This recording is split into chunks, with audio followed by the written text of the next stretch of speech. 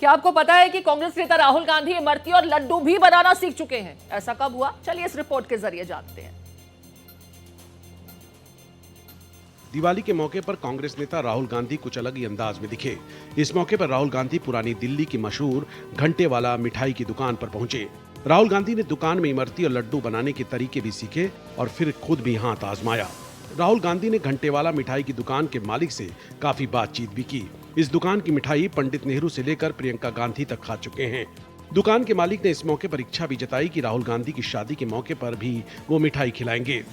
सबसे पहले तो आप ही की फैमिली से शुरू करेंगे। आपके नाना जी को, दादी जी को, पापा को, दीदी को, सबको सर्व करा है। अब एक चीज का वेट कर रहे हैं, वो आपसे गुजारिश नहीं, आपकी शादी का हम कर रहे हैं कि उसकी मिठाई भी आप हमसे लें और सबसे पहले आप शादी करिए। राहुल गांधी ने सोशल मीडिया पर इसका वीडियो भी शेयर किया। वीडियो में राहुल गांधी कहते दिखते हैं कि ये मिठाइयाँ पारंपरिक तरीके से बनाई जाती हैं और इसमें काफी मेहनत और हुनर की जरूरत होती है। Bureau report, Bharat express. Bhopal में मुख्यमंत्री मोहन यादव ने न केवल गोवर्धन पूजा की, बल्कि इसे राज्य स्तरीय समारोह बनाते हुए गौपालन के क्षेत्र में खास योगदान करने वालों को सम्मानित भी किया। मध्य प्रदेश में मोहन यादव सरकार का भोपाल में राज्य स्तरीय गोवर्धन पूजन कार्यक्रम काफी चर्चा में रहा। पशुपालन विभाग के रविंद्र भवन में इस कार्यक्रम में मुख्यमंत्री मोहन यादव ने भोपाल सेंट्रल जेल में लाई गई श्री कृष्ण गौशाला की 5 गायों का विधिवत पूजन अर्चन किया। उसके बाद सभी ने मिलकर गोवर्धन पूजन किया।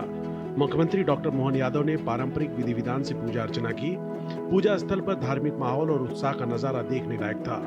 सीएम मोहन यादव ने गोवर्धन पर्व के प्रतीक स्वरूप अन्नकूट सजाकर भगवान कृष्ण की पूजा की। समारोह में गोपालन के क्षेत्र में खास योगदान करने वाले लोगों को सम्मानित भी किया गया। सीएम ने गौ सेवा और गौ आधारित उत्पाद निर्माण में बेहतरीन योगदान देने वाली संस्थाओं को भी सम्मानित किया। मुख्यमंत्री ने कार्यक्रम में पशुपालन और डेयरी विभाग की जैविक खेती और स्वावलंबन पर आधारित प्रदर्शनी को भी देखा। उन्होंने गोवर्धन पूजा के आयोजन में आए प्रदेश भर के गौपालकों के हाथ से बनाए गए उत्पादों की भी तारीफ की। Bureau report, Bharat express. Himachal Pradesh में एक गांव में दिवाली के अगले दिन पत्थरबाजी की अनोखी परंपरा है। 2 टोलियों के बीच पत्थरबाजी तब तक जारी रहती है जब तक कोई लहू लुहान न हो जाए। इस रिपोर्ट में देखिए। हिमाचल प्रदेश में हर साल की परंपरा के मुताबिक दिवाली के एक दिन बाद अनोखा पत्थर मेला लगा। राजधानी शिमला से 26 किलोमीटर दूर धामी क्षेत्र के हलोक गांव में पत्थरों के इस अनोखे मेले में स्थानीय गांव और आसपास के गांव के युवाओं की 2 टोलियों ने एक दूसरे पर जमकर पत्थर बरसाए। मेले की शुरुआत से पहले राज दरबार में सबसे पहले ग्राम देवता देव कुरगुण की पूजा की गई। ग्राम देवता की पूजा के बाद नरसिंह भगवान की पूजा की जाएगी। पूरे क्षेत्र की सुरक्षा के लिए नरसिंह की पूजा की जाती है। इसके बाद पत्थरबाजी की शुरुआत होती है। सबसे पहला पत्थर पूर्व राज परिवार की ओर से मारा गया। उसके बाद दोनों ओर से तुरंत पत्थरों की बौछार शुरू हुई, जो लोगों के लहूलुहान होने तक जारी रही। दोपहर 3:30 बजे मेले में पत्थरबाजी शुरू हुई और फिर लोग चौक पर एक दूसरे पर पत्थरबाजी करते हुए नजर आए। करीब 26 मिनट तक 2 टोलियों में पत्थरबाजी होती रही और फिर एक युवक को पत्थर लगा और उसके खून से देवी माँ का राज तिलक किया गया। इस पत्थरबाजी में जिस व्यक्ति का रक्त निकलता है उससे माँ भद्रकाली को रक्त तिलक किए जाने की परंपरा है। Bureau report, Bharat express. इस बार दीपावली पर फरीदाबाद में एक नया रिकॉर्ड बना, जिसे Guinness book of world records में भी दर्ज किया गया है। क्या है रिकॉर्ड, जान लेते हैं। हरियाणा के फरीदाबाद में 15 फीट ऊंचा दीपक हर किसी का ध्यान खींच रहा है। इसकी खासियत इसका विशाल आकार और खूबसूरती तो है ही, साथ ही सबसे बड़ी बात यह है कि स्क्रैप से बना दुनिया का सबसे बड़ा दीपक है।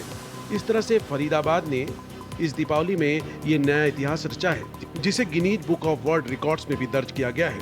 15 फीट ऊंचे इस भव्य दीपक का उद्घाटन सेक्टर 17 चौक पर किया गया, जहां कैबिनेट मंत्री विपुल गोयल और राज्य मंत्री राजेश नागर ने दीप प्रज्वलन कर जनता को दीपावली की शुभकामनाएं दी।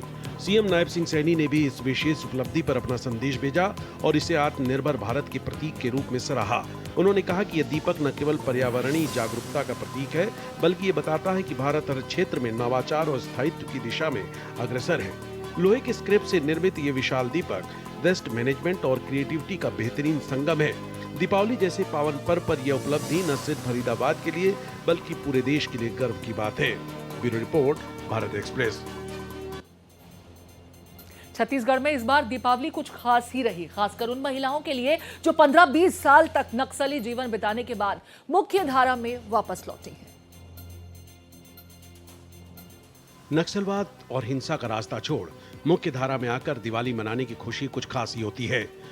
छत्तीसगढ़ में गरियाबंद में कुछ ऐसी ही महिलाओं ने भी दिवाली मनाई जो कई सालों तक नक्सलवाद के जाल में फंसी रही थी, लेकिन फिर उन्होंने आत्मसमर्पण किया, समाज की मुख्य धारा में लौटी और अब खुशहाल जिंदगी जी रही हैं। इनमें कुछ पर तो लाखों रुपए के इनाम थे। दिवाली पर ऐसी महिलाओं ने भी काफी खरीदारी की और दिवाली मनाई। कि दीपावली में अब तक कभी नहीं मनाई, कितने सालों बाद ये पहली बार अब दीपावली मना रही। 20 साल के बाद मैं इस साल में मना रही हूँ और अच्छी लगी है मनाने का और पूजा करने का, ये अच्छी है। कुछ साल पहले तक इन महिलाओं की इलाके में दहशत होती थी और इन्हें भी जंगलों में भागना और छिपना पड़ता था, लेकिन अब सरकार की पुनर्वास नीति ने इनको फिर से आम जीवन जीने का मौका दिया है। Bureau report, Bharat express. Deepawali के मौके पर कर्मचारियों को बोनस और उपहारों की उम्मीद तो रहती ही है, लेकिन जब किसी कंपनी में न बोनस मिले और न ही उपहार तो क्या होता है, चलिए जान लेते हैं। ये है आगरा में आगरा लखनऊ एक्सप्रेस वे का टोल बूथ।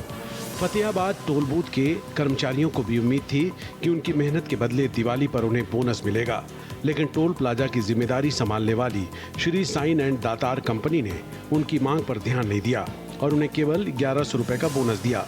बस फिर क्या था, टोल कर्मचारी हो गए नाराज और ऐसे में अपनी नाराजगी दिखाने का उन्होंने एक अलग ही तरीका निकाला। जी हाँ, नाराज टोल कर्मचारियों ने टोल गेट ही खोल दिए और देखते ही देखते 5000 से ज्यादा गाड़ियां बिना टोल चुकाए ही निकल गईं।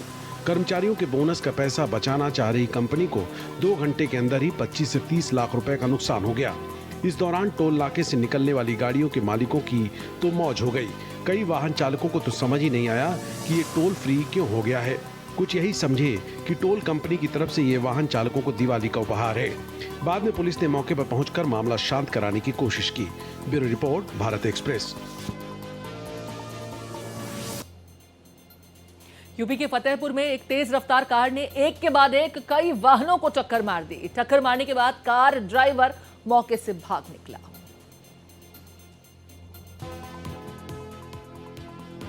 यूपी के फतेहपुर जिले में एक बड़ा हिट एंड रन का मामला सामने आया है। फतेहपुर में सदर कोतवाली इलाके के आबू नगर में यह हादसा हुआ है। इसमें किसी रईस जादे ने अपनी तेज रफ्तार कार से कई वाहनों को टक्कर मारी और भाग निकला। बेहद तेज रफ्तार से आ रही कार ने पहले एक कार को टक्कर मारी और फिर 3 बाइक सवारों को भी रौंद दिया। कार ने एक फल विक्रेता के ठेले को भी जोरदार टक्कर मारी और फिर भाग निकला। पूरी घटना सीसीटीवी में कैद हुई है। कार बहुत तेज रफ्तार से आती है और कार को टक्कर मार देती है।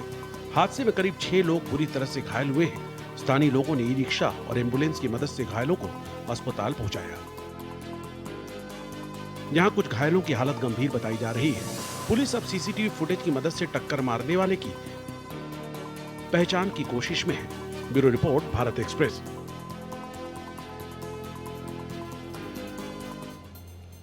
और अब बात नोएडा की, जहां एक पुलिस चौकी के पास ही देर रात गुंडों ने एक पेट्रोल पंप पर खुलेआम मारपीट की और फिर भाग निकले। नोएडा में कानून व्यवस्था पर हमेशा सवाल उठते रहे हैं, क्योंकि नोएडा में गुंडों और बदमाशों पर कोई नियंत्रण नहीं है। यही देखने को मिला नोएडा सेक्टर 49 थाना क्षेत्र के तहत बरोला चौकी से महज 500 मीटर की दूरी पर एक पेट्रोल पंप पर देर रात पेट्रोल पंप पर बेखौफ दबंगों ने जमकर गुंडागर्दी की। मामूली कहासुनी के बाद बाइक सवार युवकों ने पेट्रोल पंप कर्मचारी की लाठी डंडों, लात घूंसों से बेरहमी से पिटाई कर दी। बताया जा रहा है कि कुछ युवक बाइक में पेट्रोल भरवाने आए थे। इसी दौरान किसी बात पर उनकी पंप कर्मचारी से कहासुनी हो गई। मामला इतना बढ़ा कि युवकों ने मारपीट शुरू कर दी। उन्होंने न सिर्फ कर्मचारी को बुरी तरह से पीटा, बल्कि धमकी देते हुए मौके से फरार हो गए। मारपीट की पूरी वारदात सीसीटीवी कैमरे में कैद हो गई और वीडियो सोशल मीडिया पर तेजी से वायरल हो रहा है। वायरल वीडियो में साफ दिख रहा है कि किस तरह दबंग युवक खुलेआम कानून की धज्जियां उड़ा रहे हैं। स्थानीय लोगों का कहना है कि बरौली चौकी पुलिस से सिर्फ कुछ 100 मीटर की दूरी पर यह घटना हुई, लेकिन मौके पर पुलिस नहीं पहुंची। Bureau report, Bharat express.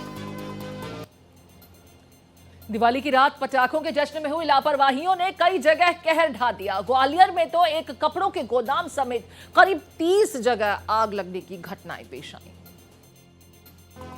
Gwalior में दिवाली की रात 30 से ज्यादा जगहों पर आगजनी के मामले सामने आए हैं। फायर स्टेशन के मुख्य कार्यालय में आग बुझाने के लिए 30 फोन आए। साथ ही सब स्टेशनों में भी आग लगने की कई घटनाओं की सूचना आई। इन घटनाओं में माधवगंज में रेडीमेड कपड़ों के कारखाने में लगी आग भी शामिल है। आग की घटना में शीतल कुमार जैन का रेडीमेड कारखाना पूरी तरह जल गया। साथ ही मशीनें, फ्रिज, टीवी जैसा सामान भी जल गया। जिस घर में आग लगी उसके नीचे वाले फ्लोर में कपड़े का गोदाम था। देखते ही देखते आग ने बिल्डिंग को पूरी तरह चपेट में ले लिया था।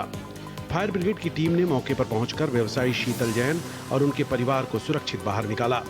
दिवाली की रात गिरवाई महेशपुर में पटाखों की चिंगारी से एक घर के पर्दों में आग लग गई और देखते ही देखते पूरे घर में आग फैल गई। मौके पर पहुंची फायर ब्रिगेड की टीम ने आग पर काबू पाया। ऐसे ही निम्बालकर की गोट में भी पटाखों की चिंगारी से कचरे के ढेर में आग लग गई, जिसने 2 कारों को अपनी चपेट में ले लिया। दोनों कारें जलकर खाक हो गईं। हालांकि समय रहते आग बुझा ली गई। Bureau report, Bharat express. इधर दिवाली की रात मुंबई के वाशी में एक कॉम्प्लेक्स के 6 फ्लैटों में आग लग गई, जिससे 4 लोगों की मौत तक हो गई। मुंबई के वाशी में मंगलवार रात करीब 1 बजे एमजी कॉम्प्लेक्स की रहेजा रेजिडेंसी की 10वीं मंजिल पर अचानक आग लग गई, जिसमें करीब 4 लोगों की मौत हो गई। घटना में 10 लोग घायल भी हुए हैं। काफी मशक्कत के बाद दमकल विभाग की टीम को आग पर काबू पाने में सफलता मिली, लेकिन आग कैसे लगी इस बारे में अब तक कोई जानकारी सामने नहीं आई है। पुलिस और दमकल विभाग की टीम आग के कारणों की जांच करने में जुटी है। आग पहले 10वीं मंजिल पर लगी, उसके बाद बढ़ते बढ़ते वो 11वीं और 12वीं मंजिल तक पहुंच गई। घटना में 14 लोग हताहत हुए, जिनमें से 4 की मौत हो गई और 10 घायल हैं, जिनका इलाज अभी भी चल रहा है। 12:30 बजे के अचानक 10वें फ्लोर पे आग लगी। उसकी दहत 11वें फ्लोर और 12वें फ्लोर तक गई। हादसे में कुल 14 लोग प्रभावित हुए हैं। मृतकों में एक व्यक्ति 10वीं मंजिल का था, जबकि शेष 3 12वीं मंजिल के रहिवासी थे। घायलों को वासी के एमजीएम हॉस्पिटल और फोर्टिस हॉस्पिटल में भर्ती कराया गया है, जहां उनकी स्थिति गंभीर बताई जा रही है। Bureau report, Bharat express.